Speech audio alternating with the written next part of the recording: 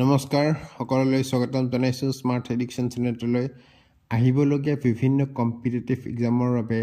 general নলেজৰ 10টা গুৰুত্বপূৰ্ণ প্ৰশ্ন আলোচনা কৰিবলৈ ওলাইছো ভিডিঅটো স্কিপ নকৰাকৈ চাই থাকিব আৰু চেনেলটো সাবস্ক্ৰাইব কৰিবলৈ নাপাহৰিব প্ৰথম প্ৰশ্ন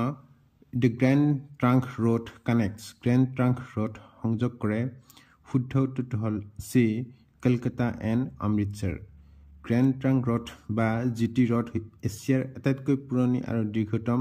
মুখ্য পথসমূহৰ ভিতৰত অন্যতম Grand Trunk Road এক দীঘলীয়া আৰু সমৃদ্ধ ইতিহাস আছে ইয়াত বহু শতিকা ধৰি ব্যৱসায় তীৰ্থযাত্ৰী আৰু সেনা বাহিনীৰ দ্বাৰা ব্যৱহাৰ কৰা হৈছিল আৰু ভাৰতীয় উপমহাদেশৰ বিকাশত এক গুৰুত্বপূৰ্ণ ভূমিকা পালন কৰিছিল Grand Trunk Road বা GT Road সংযুক্ত ভাৰতৰ দুখন চহৰ হৈছে অমৃতসৰ আৰু কলকাতা বৰ্ত এতিয়া দুটা ভাগত বিভক্ত কৰা হৈছে দিল্লীৰ পৰা অমৃতসৰলৈ ৰাষ্ট্ৰীয় ঘাইপথ NH1 আৰু দিল্লীৰ পৰা কলিকতালৈ ৰাষ্ট্ৰীয় ঘাইপথ NH2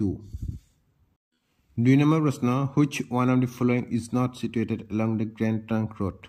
নিম্নলিখিত কোনটো Grand Trunk Roadৰ কাষত অৱস্থিত নহয় শুদ্ধ উত্তৰটো হ'ল ডি লক্ষ্ণৌ Grand Trunk Roadৰ কাষত অৱস্থিত নহয় Grand Trunk Road হৈছে প্ৰায় 2700 কিলোমিটাৰ দৈৰ্ঘ্যৰ আটাইতকৈ ডাঙৰ আৰু পুৰণি ৰাষ্ট্ৰীয় ঘাইপথ আৰু ই কলকাতা কানপুৰ এলাহাবাদ আলিগড় আগ্ৰা দিল্লী অমৃতসৰ আদিৰ দৰে উত্তৰ ভাৰতৰ প্ৰধান চহৰসমূহক সংযোগ কৰে 3 নম্বৰ প্ৰশ্ন India is divided into how many pin code Jones ভাৰতক কিমানটা পিন কোড অঞ্চলত ভাগ কৰা হৈছে শুদ্ধ উত্তৰ হ'ল C9 ভাৰতক 9টা পিন কোড অঞ্চলত বিভক্ত কৰা হৈছে ইয়াৰ 8টা হল আঞ্চলিক অঞ্চল বা ৰিজিয়ন জন আৰু এটা ভাৰতীয় সেনাৰ বাবে এটা অঞ্চল বা জন এটা পিন কোডৰ প্ৰথম অংকটোৱে জনটো খুচায় বাকি অংকবোৰ উপ অঞ্চল আৰু সাৰ্টিং জিলা আৰু ডাকঘৰক প্ৰতিনিধিত্ব কৰে মেইন ডেলিভাৰী অধিক দক্ষ কৰি তুলিবলৈ আৰু একে নাম আৰু বানান স্থানৰ একাধিক পদ্ধতিৰ ফলত হোৱা বিভ্ৰান্তি হ্ৰাস কৰিবলৈ 1972 চনত পিন কোড ব্যৱস্থা প্ৰৱৰ্তন কৰা হৈছিল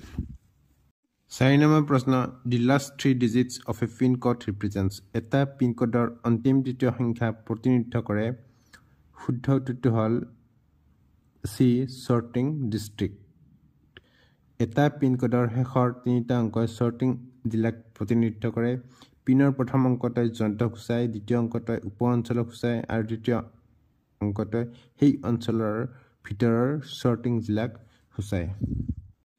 5 নম্বৰ প্ৰশ্ন which national highway connects Chennai and Visakhapatnam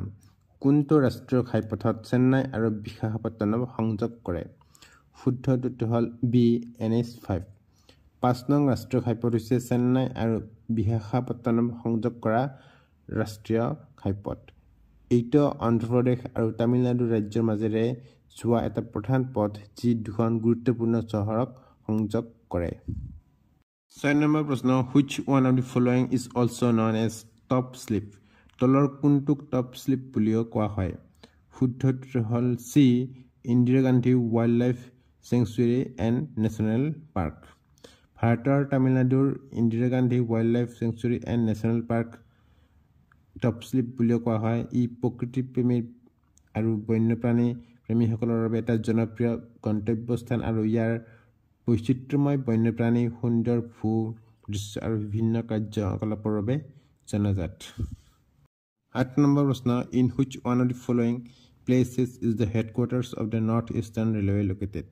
উত্তৰ পূব ৰেলৱেৰ মুখ্য কাৰ্যালয় নিম্নলিখিত স্থানসমূহৰ ভিতৰত ক'ত অৱস্থিত শুদ্ধ উত্তৰটো হ'ল B গোৰখপুৰ উত্তৰ প্ৰদেশৰ গোৰখপুৰ হৈছে উত্তৰ পূব ৰেলৱেৰ মণ্ডলৰ মুখ্য কাৰ্যালয় 8 নম্বৰ প্ৰশ্ন The Indian wireless ঘৰখুৰ is found in ভাৰতীয় বনৰীয়া কাঠ ঘৰখুৰ পোৱা যায় শুদ্ধ উত্তৰটো হ'ল C The Rain of Kutch ঘৰখুৰ হৈছে অনাগৰ বা এছিয়াটিক বনৰীয়া কাঠৰ এটা বিৰল উপপ্ৰজাতি যাক ভাৰতীয় বনৰীয়া কাঠ বা ইণ্ডিয়ান ৱাইল্ডলাইফ বুলি জনা যায় বন্যপ্ৰাণী অভয়াৰণ্যখন ভাৰতৰ গুজৰাটৰ ৰাজ্যৰ লিটিল ট্ৰেন অফ কচ্ছেত অৱস্থিত 9 নম্বৰ প্ৰশ্ন which one of the following national highways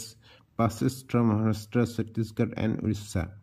নিম্নলিখিত কোনটো ৰাষ্ট্ৰীয় ঘাইপথ ৰাষ্ট্ৰীয় ছত্তীশগড় আৰু উৰিষ্যাৰ মাজেৰে পাৰ হৈ গৈছে শুদ্ধ উত্তৰটো হ'ল C NH6 6 নং ৰাষ্ট্ৰীয় ঘাইপথ বা NH6 মহাৰাষ্ট্ৰ ছত্তীশগড় আৰু উৰিষ্যা ৰাজ্যৰ মাজেৰে পাৰ হৈ গৈছে 6 নং ৰাষ্ট্ৰীয় ঘাইপথ হৈছে এই তিনিখন ৰাজ্যক সংযোগ কৰা এক গুৰুত্বপূৰ্ণ পৰিবহন পথ 10 নম্বৰ প্ৰশ্ন which is the longest national highways of India ভাৰতৰ আটাইতকৈ দীঘল ৰাষ্ট্ৰীয় ঘাইপথ কোনটো শুদ্ধ উত্তৰটো হ'ল B NH44